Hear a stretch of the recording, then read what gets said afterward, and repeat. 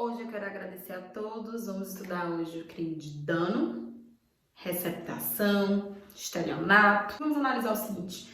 Professora, minha mãe vive pegando minhas roupas. Minha mãe vive furtando as minhas coisas. Ela pode ou não pode? Vamos analisar também as disposições gerais. Então o que a gente vai fazer antes de mais nada, antes de aprofundar em todo esse conteúdo? Se inscreva, compartilha e ativa o sininho.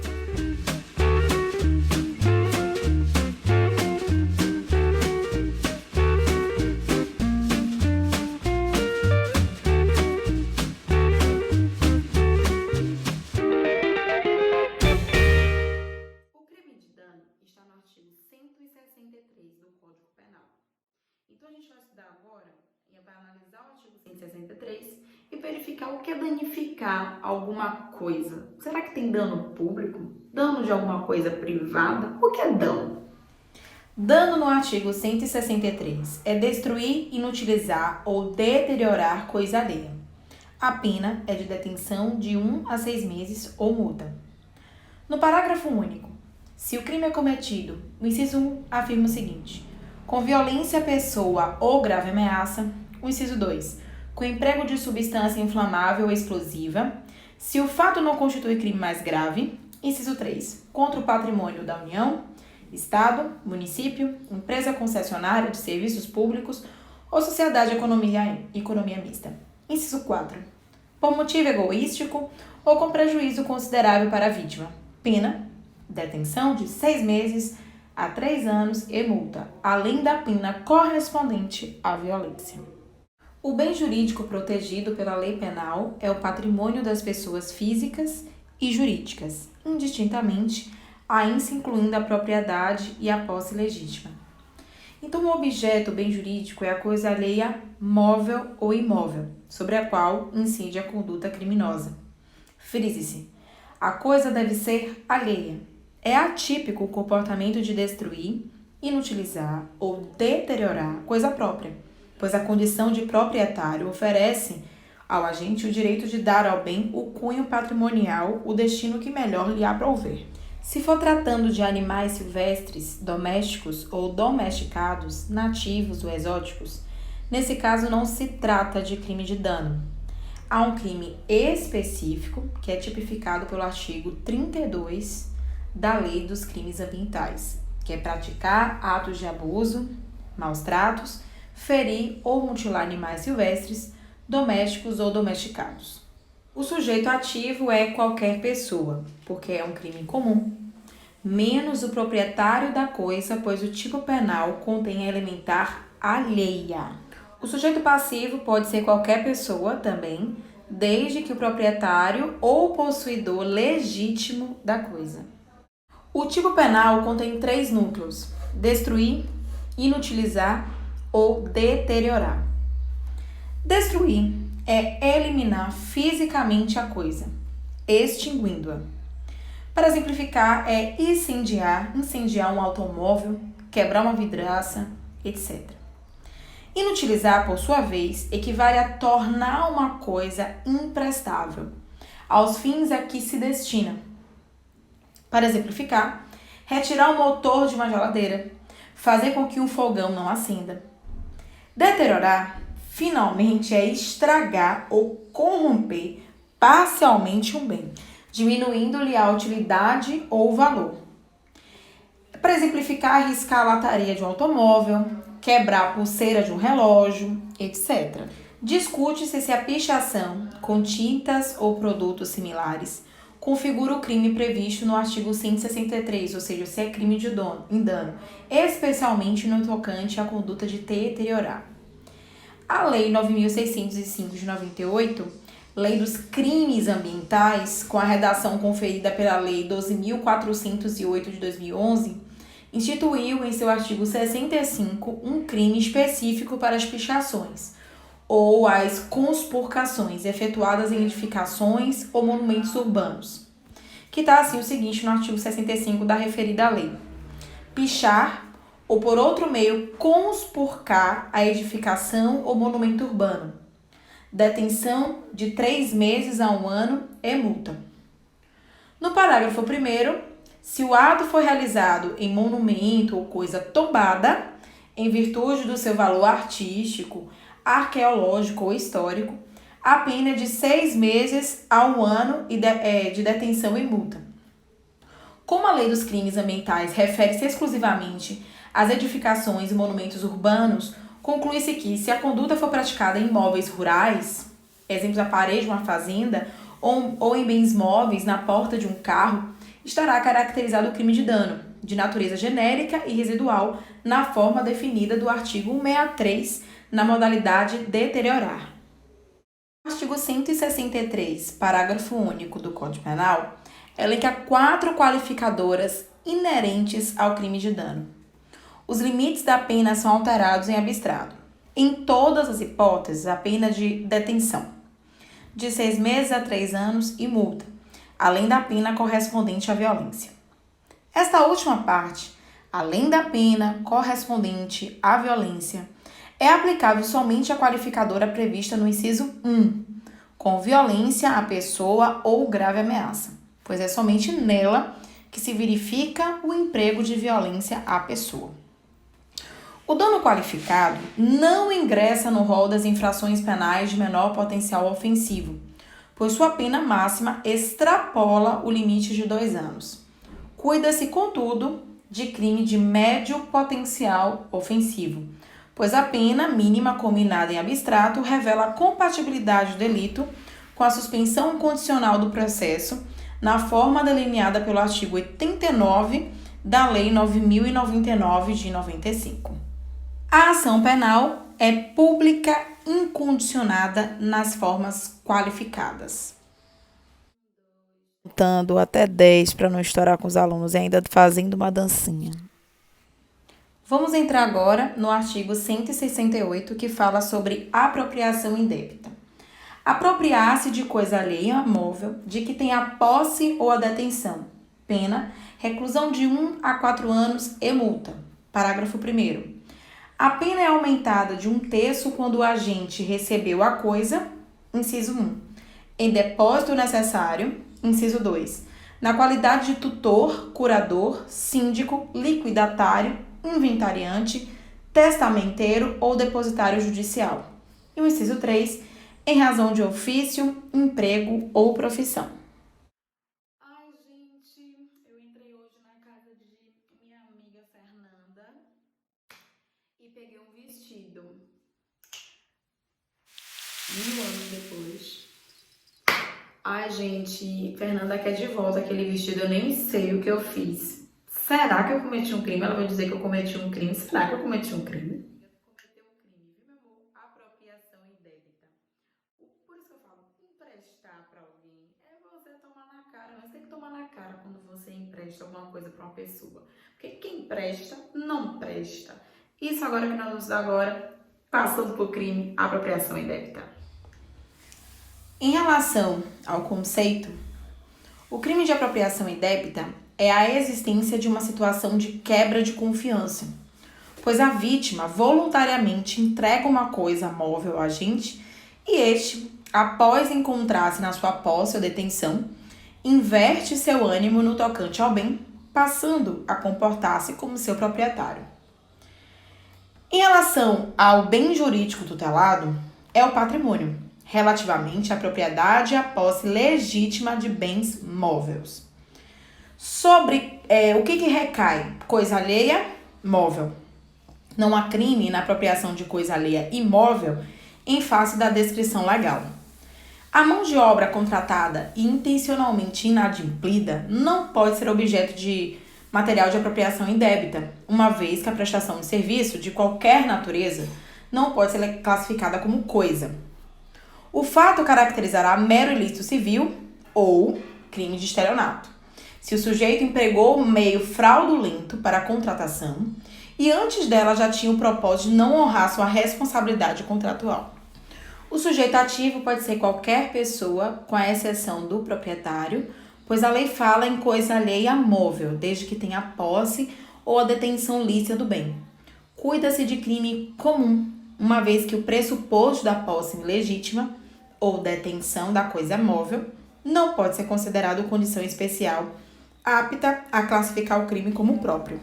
Agora, se o agente ativo, o sujeito ativo, ele é funcionário público, apropriando-se de dinheiro, valor ou qualquer outro bem móvel público ou de particular que tem guarda ou custódia da administração pública, de que tem a posse em razão do cargo, o crime será de peculato na modalidade de apropriação, que está presente no artigo 312, caput, primeira parte do Código Penal.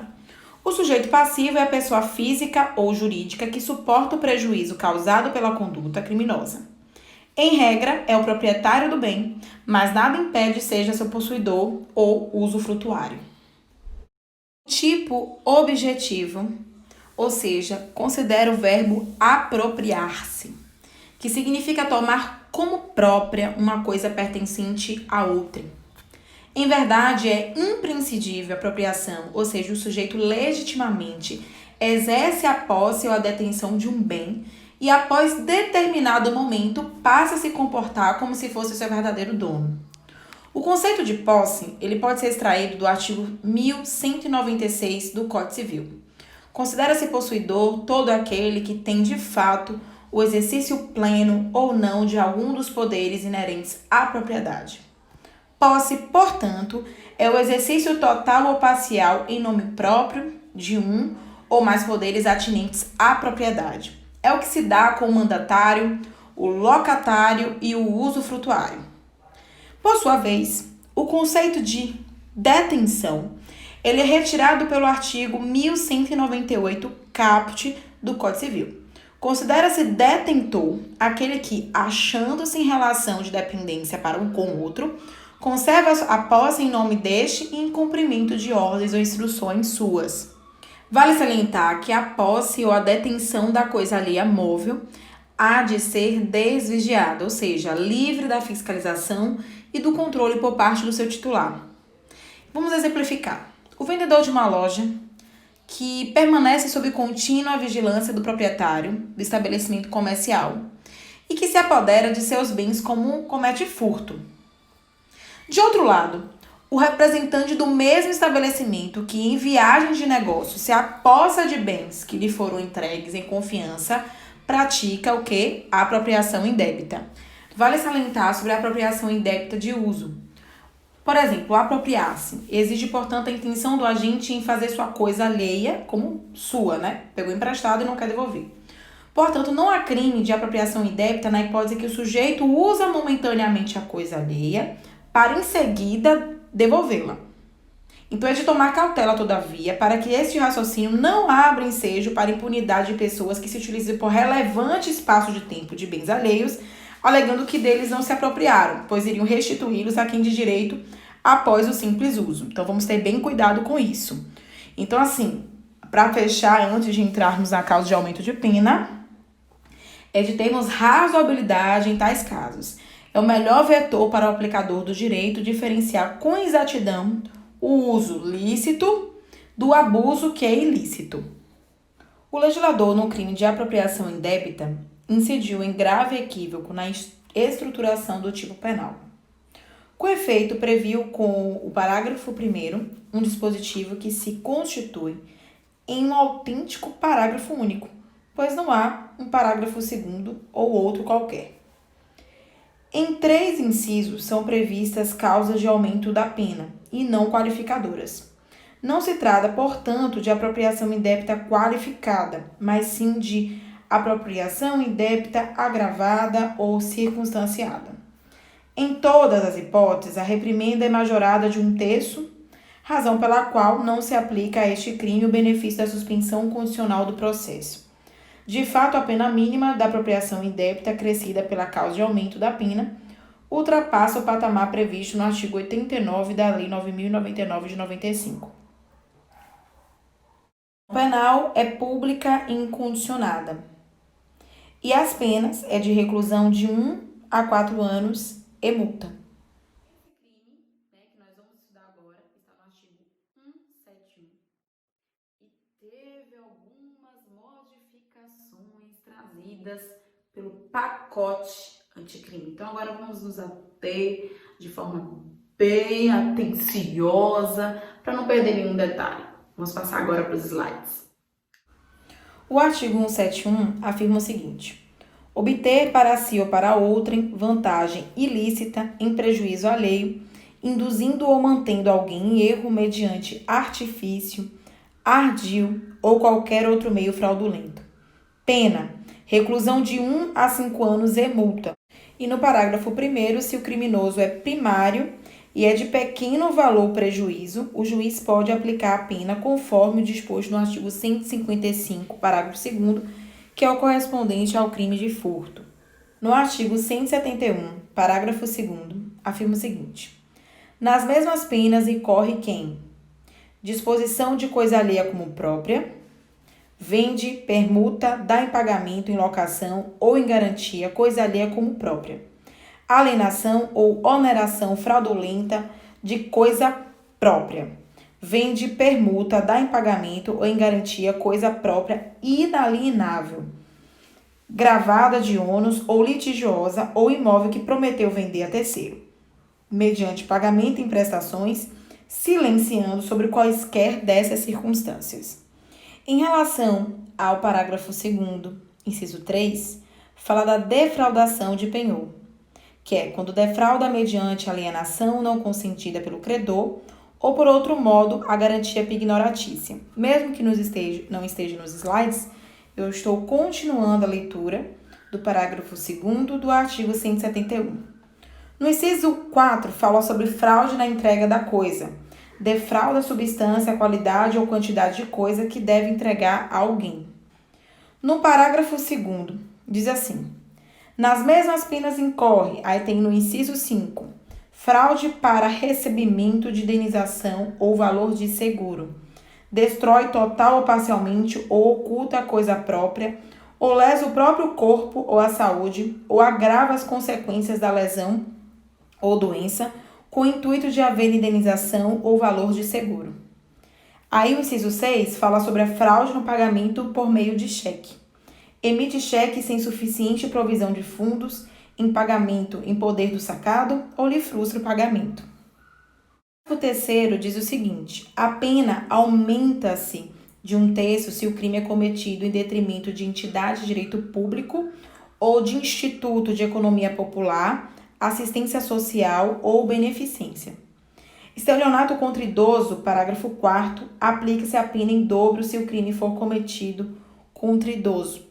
Então, vamos prestar atenção nesse detalhe, porque vamos analisar também as mudanças que aconteceram através do pacote anticrime. O parágrafo 4º ele foi trazido à baila pela Lei 13.228 de 2015, que veio com essa ideia da aplicação à pena, né, que foi em relação à proteção do idoso. O parágrafo 5º, ele foi trazido à baila pelo pacote anticrime, que é a Lei 13.964 de 2019. Como é que está, então, no parágrafo 5º? Somente se procede mediante representação. Aqui está no parágrafo 5º. Se fala somente se procede mediante representação, quer dizer que, atualmente, a ação é penal pública condicionada. Então, precisa da representação da vítima. Mas temos as exceções, salvo se a vítima for administração pública, direta ou indireta, criança ou adolescente, pessoa com deficiência mental ou maior de 70 anos. Então, todos esses casos, ou incapaz, todos esses casos aí do inciso 1, 2, 3 e 4, nesse caso, o crime de estelionato se iniciará o processo por ação penal pública incondicionada. Nos outros casos, como é que é a ação penal condicionada à representação da vítima? Essa foi a inserção trazida pelo pacote anticrime. O crime definido pelo artigo 171. Inciso 6, que é a fraude no pagamento por meio de cheque. Assim como todas as demais modalidades de estelionato, tem como nota característica a fraude. Aqui compreendida como meio voltado a enganar o tomador de um cheque. fazendo acreditar que o titular de crédito correspondente à conta corrente do emitente será honrado pelo banco sacado. Somente existe este crime quando o titular da conta corrente emite cheque sem suficiente provisão de fundos em poder do sacado, ou lhe frustra o pagamento. Logo, o estelionato é crime patrimonial praticado mediante fraude, no lugar da clandestinidade, da violência física ou da ameaça intimidatória. O agente, o sujeito ativo, utiliza o engano ou se serve deste para que a vítima inadvertidamente se deixe expoliar na esfera do seu patrimônio. A fraude consiste, portanto, na lesão patrimonial por meio de engano. Então, o estelionato ele deriva do latim stélio, que significa camaleão. Nelson Grier ele trouxe uma ideia, né? Como expressão entre muitas do Instituto de Menor Esforço na Luta pela Existência, pode-se dizer que a fraude é de todos os tempos.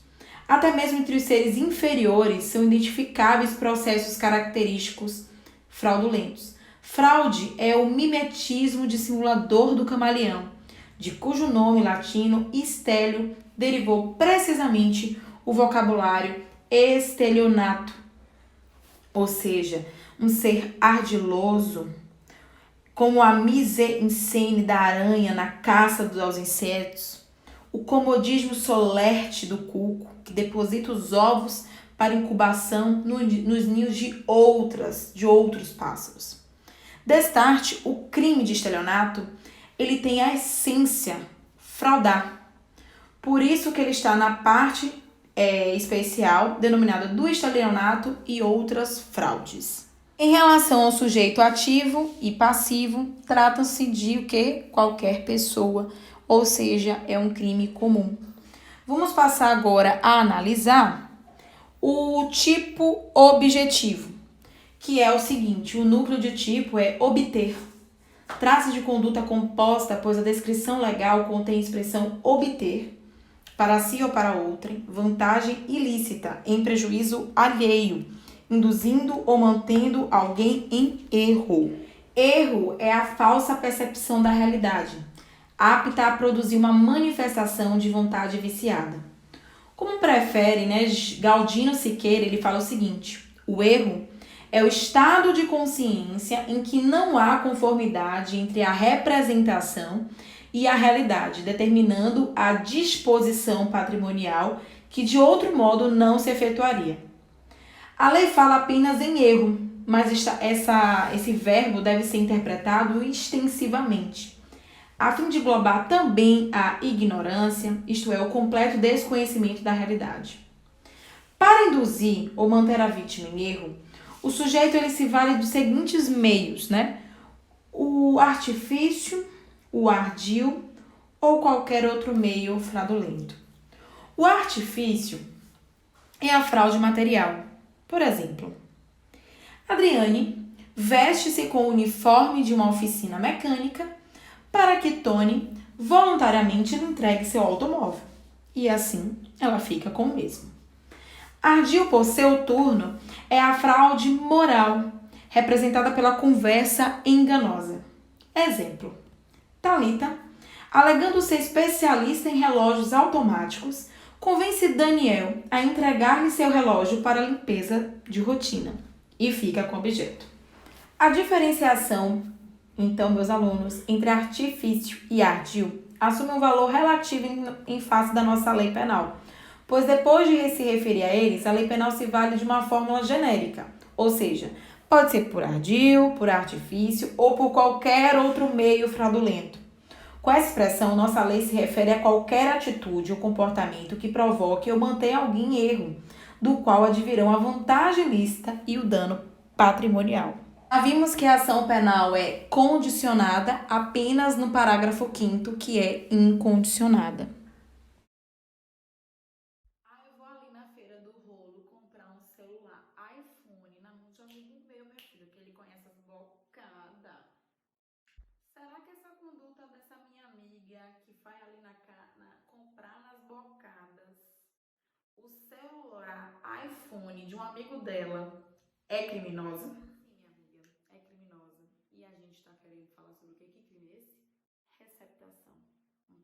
slides, vamos analisar para que você não cometa esse crime ou não continue cometendo, né, gatinhos?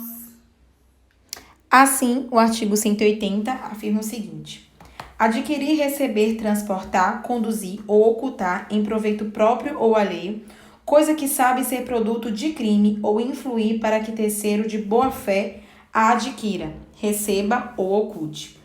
Pena, reclusão de 1 a 4 anos e multa. Nesse caso, crime de médio potencial ofensivo. No parágrafo 1º, a gente fala de receptação qualificada. Adquirir, receber, transportar, conduzir, ocultar, ter em depósito, desmontar, montar, remontar, vender, expor à venda ou de qualquer forma utilizar, em proveito próprio ou alheio, no exercício de atividade comercial ou industrial, coisa que deve saber ser produto de crime. Pena, reclusão de 3 a 8 anos e multa. Crime de elevado potencial ofensivo. No parágrafo 2º, temos o seguinte: equipara-se a atividade comercial para efeito do parágrafo anterior qualquer forma de comércio irregular ou clandestino, inclusive o exercício em residência.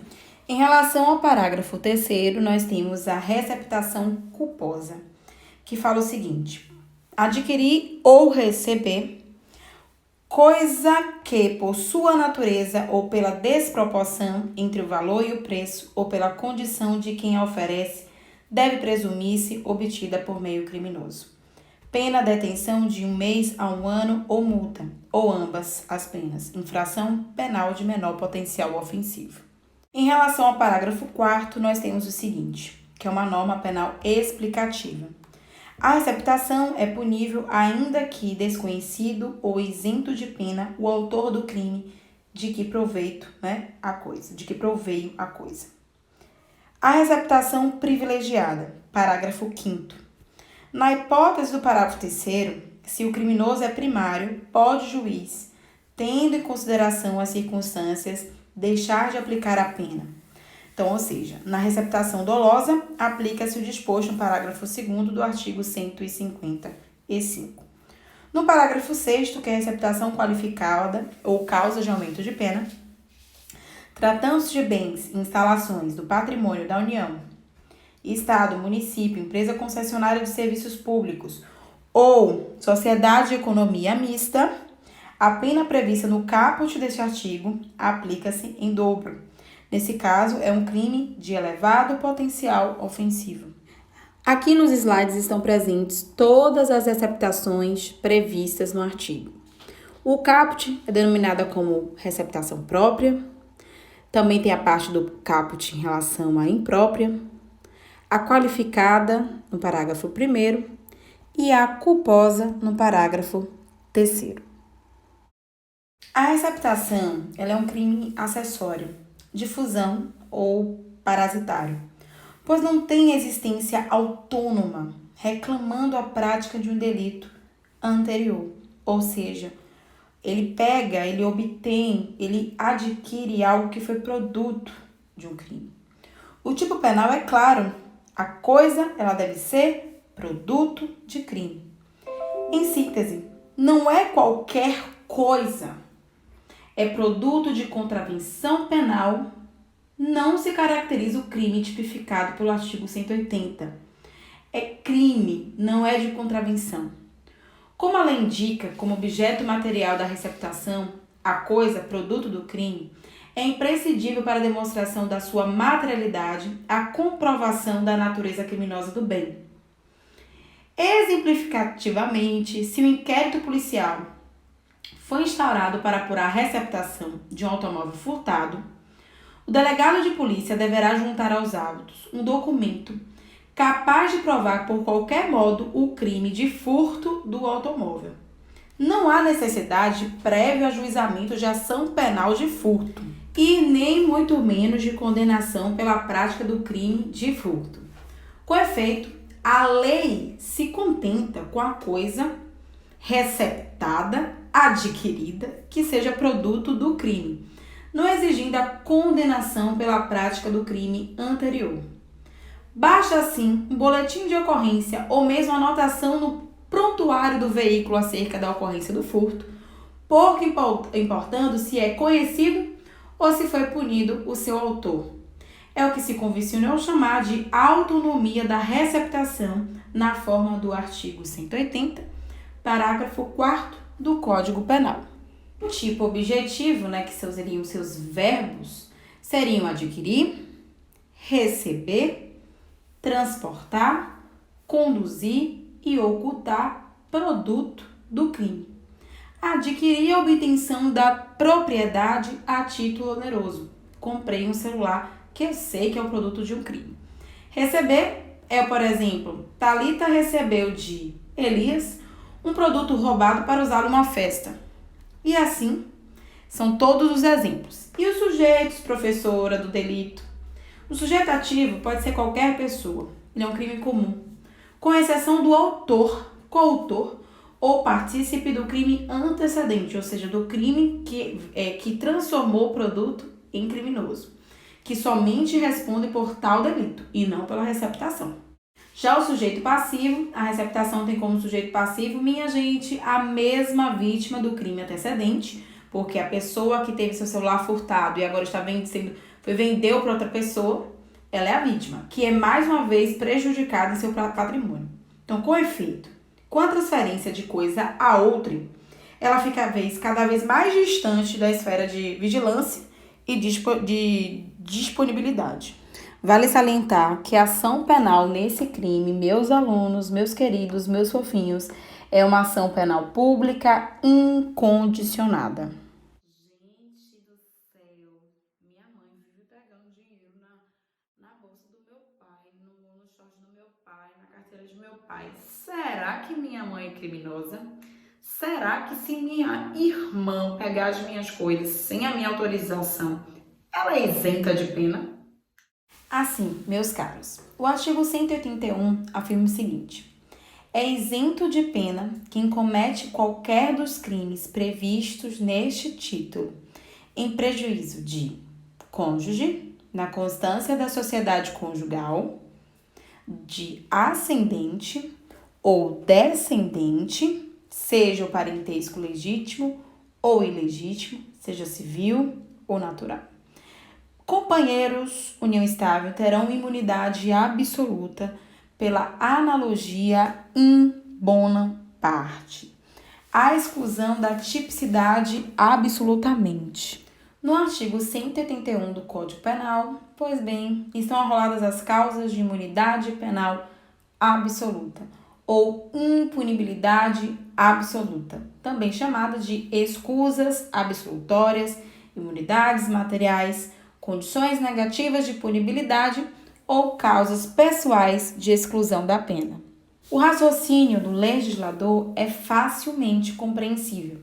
Os crimes patrimoniais cometidos entre cônjuges e familiares, mais do que lesivos ao patrimônio de alguém, ofendem principalmente a sociedade conjugal e a base familiar entre seus envolvidos.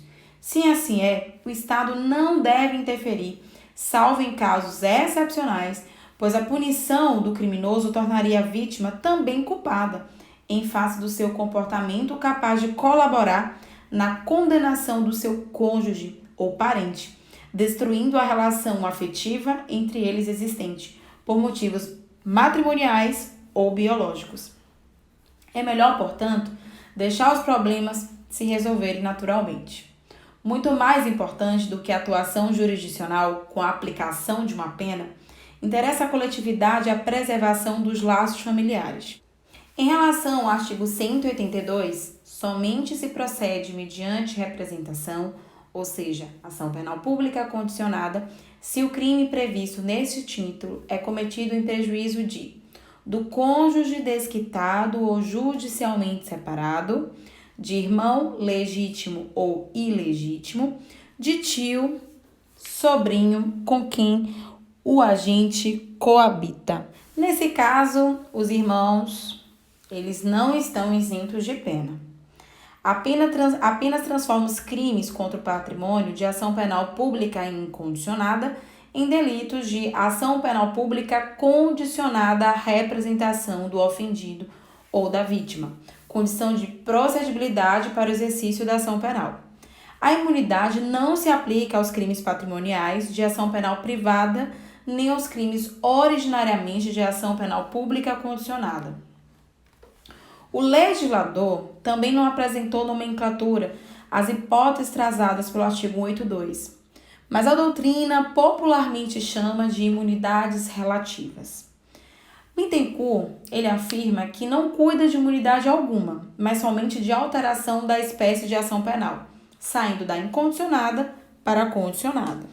Qual o papel, então, do artigo 182? Seu papel consiste em transformar crimes contra o patrimônio de ação penal pública incondicionada em delitos de ação penal pública condicionada à representação do ofendido ou de quem o represente. Institui-se dessa forma a autêntica condição de procedibilidade para o exercício da ação penal. Por corolário, as imunidades relativas não se aplicam aos crimes patrimoniais de ação penal privada, que é o caso do dano simples, caput do artigo 63, nem aos crimes originariamente de ação penal pública condicionada, que é o caso de furto de coisa comum, artigo 156, parágrafo 1º. No caso de existirem diversas vítimas de um mesmo crime, e se elas discordarem entre si, há de prevalecer a vontade daquela que deseja iniciar a ação penal. Não se aplica ao disposto nos dois artigos anteriores se o crime é de roubo ou de extorsão, ou em geral quando haja emprego de grave ameaça ou violência à pessoa, ao estranho que participa do crime, e se o crime é praticado contra a pessoa com a idade igual ou superior a 60 anos. Nesse caso, o que é que a gente tem que entender? Depois de rolar taxativamente as imunidades absolutas que estão no 181 e as relativas do 182, o Código Penal indica, em seu artigo 183, as hipóteses em que os responsáveis por crimes patrimoniais não podem ser beneficiados pelas causas de isenção de pena, nem pela transformação de crimes de ação penal pública incondicionada em ação penal pública condicionada à representação. Então, nesse caso, de jeito nenhum, se acontecer um dos dispositivos, uma das coisas que estão nos incisos do 183, o agente não poderá se valer das imunidades do 181 e nem das imunidades relativas do 182.